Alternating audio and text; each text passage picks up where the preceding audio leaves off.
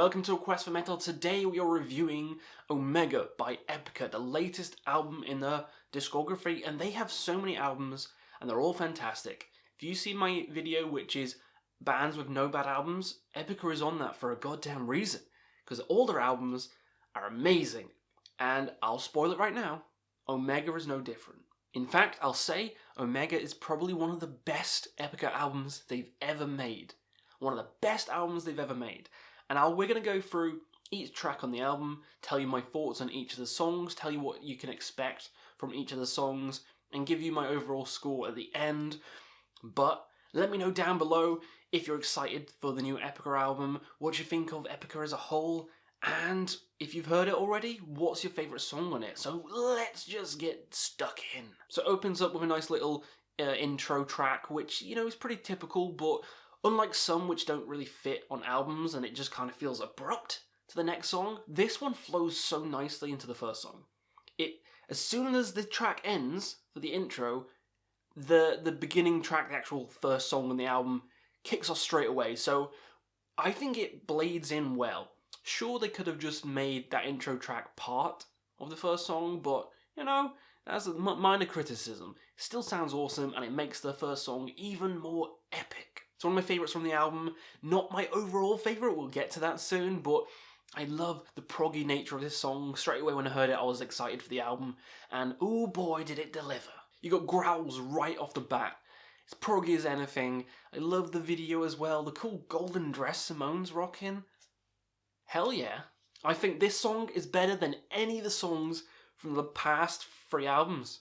My money's on that. It's better than any of the songs in the past 3 albums. This one song. And those albums are good.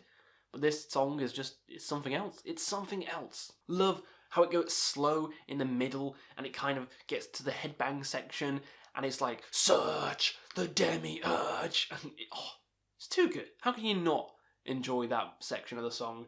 Proggy as anything, beautiful vocals, interesting melodies. Starts off the album with a bang. The next song is very cool. It's called The Skeleton Key, and it's very spooky. It's a lot different to the very first song.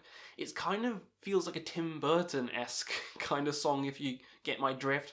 Very cool singing, almost whispering-like singing, but I love it. And it's just got a whole spooky tone throughout that. Is just too fun. Epic choruses, but the verses are super heavy, and it overall kind of feels like a Ghost song, and I love Ghost, so that's good for me, but it's in that same kind of vein.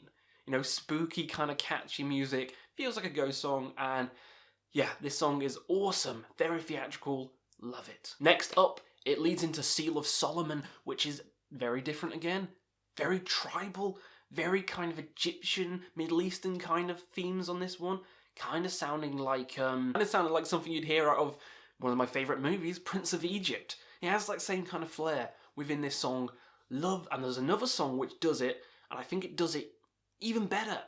But I still love this one as well. This is just a great Egyptian tribally kind of song. Very hypnotic, headbangy riffs again on this one. That's one thing I've learned with this album. There's a lot of catchy riffs on this album. It's Riff City. This album is Riff City. And this song is no different. I love shit like Nile, so yeah, I love this song. It leads into Gaia, which is a great song, but it's probably my least favourite on the entire album.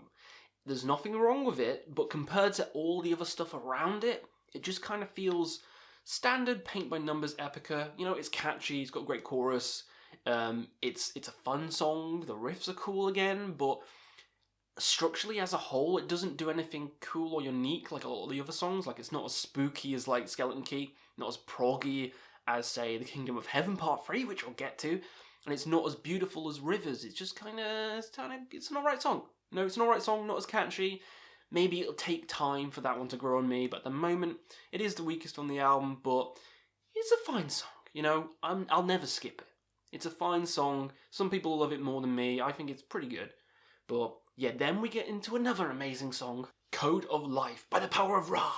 This is another tribal kind of song, like I was talking about before. Even as a singer from Myref doing backing vocals on this one, giving it extra spice, pumping up that flair. Yes, this song is fantastic. I think it's better than the other Middle Eastern one, the Seal of Solomon, but that's still like a 10 out of 10, so what's this one, like 11 out of 10? what's even going on with these songs? They're too goddamn good, and the riff in this one is just, your neck's broken. After it, your neck is broken. Next up is Freedom, The Wolves Within, the second single they released, and again, it's another banger. It's another amazing, catchy song, heavy song, and the chorus is just too fun. Too fun to sing. Simone's vocal passage with the whole choose between hungry wolves is too fun. It's a great song on the album. It's one of the singles, kind of like Unleashed and Cry for the Moon, stuff like that. And it's going to be a staple live, I reckon. Fun as hell to listen to. It's like that classic Epica single. It's punchy, gets right to the point, and it's catchy as hell. What more could you want? Oh boy, Kingdom of Heaven Part 3 is next, a 13-minute long opus. And is it better than the other two Kingdom of Heavens? I think it's almost as good as the first one. I think it's better than the second, but come on, it's a 13-minute long Epica song.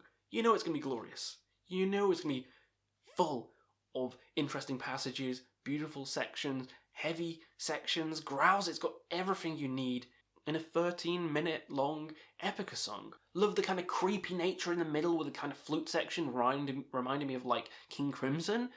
And then it goes spooky, kind of like the Skeleton Key, harkening back to that song. But the guitar solo after that section just melts your brain.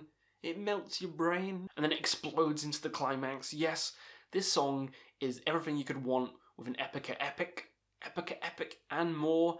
And it'll deliver it. Fantastic song. Next up is the third single, Rivers, and as soon as I heard this, I loved it. As soon as I heard this song, I was like, this is my favourite song of the year. Easily. I love the ballad songs by Epica, and this is a ballad song. It's probably the only ballad on the album. So, ballad haters, there's only fucking one. Out of these 12 songs, there's only one, but this is probably my second favourite song on the album. I love her vocal passages. It reminds me of like Tides of Time, which I love. Songs like that. Songs like Tides of Time are probably my favourites from the albums, and this one is my second favourite from this album, and I didn't think anything could beat it, but another song beats it, which will come up soon, but this is a beautiful song. It's a beautiful song through and through. Her vocals are angelic. I love the build-up of this song, and again, the climax at the end. Powerful as all hell. Simone is a goddess, and this song is fantastico. The next song is Synergize, Manic Manifest. Mental title, but this goes straight back into the heaviness, and this is kind of like a Metallic-y song, kind of sounds like it fit right at home with the holographic principle.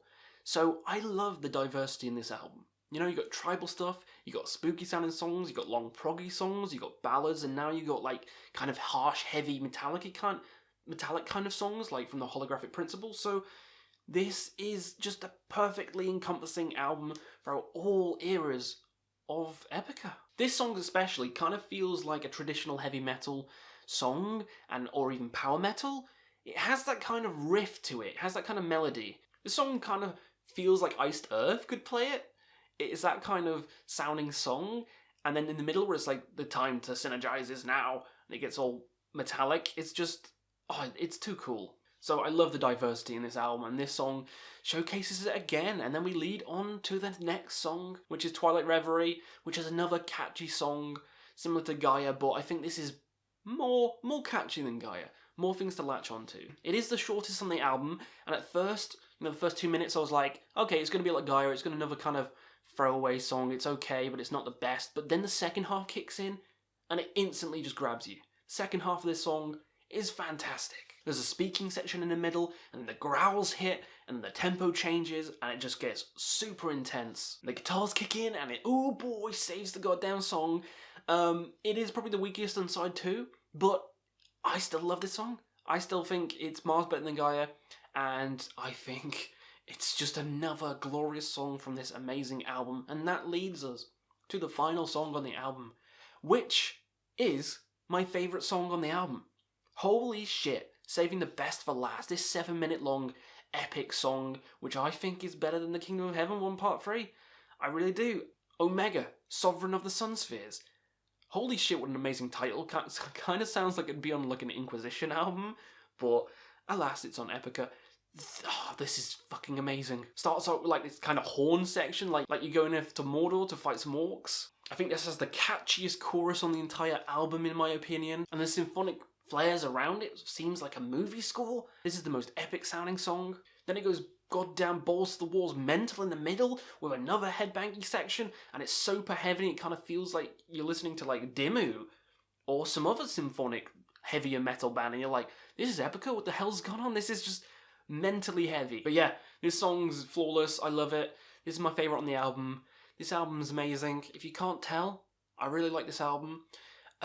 So as a whole, the tracks are all fantastic. No weak song on the album. Gaia's probably my least favourite song, but again, it's a fairly good song. It's just not as amazing as the rest. I think it's a very diverse album. I think there's loads of high points, not really too many negative points, and as a whole, the production is amazing. The production on this album is fantastic. The riffs hit. You know, you can hear bass at parts of it. Some albums you can't even hear bass. You can hear bass on this. The drums are punchy. The guitar, as soon as the guitar's hit with a riff, you want to headbang. You do. The vocals are on point. This is one of the best Epica albums ever made. I'm going to give this a 9.5 out of 10. The only reason I'm not giving it a 10 is because of, the two tracks I mentioned, which are good but not the best. So it's not flawless, but it's close to flawless. And once again, Epica does not have a bad album. So this is sealing that video. Epica only has good albums. 9.5 out of 10 for Omega. Let me know what you guys thought down below. Are you excited for the album? Have you listened to it? What's your favourite song on it? Let me know, and we'll see you again on another Quest for Metal.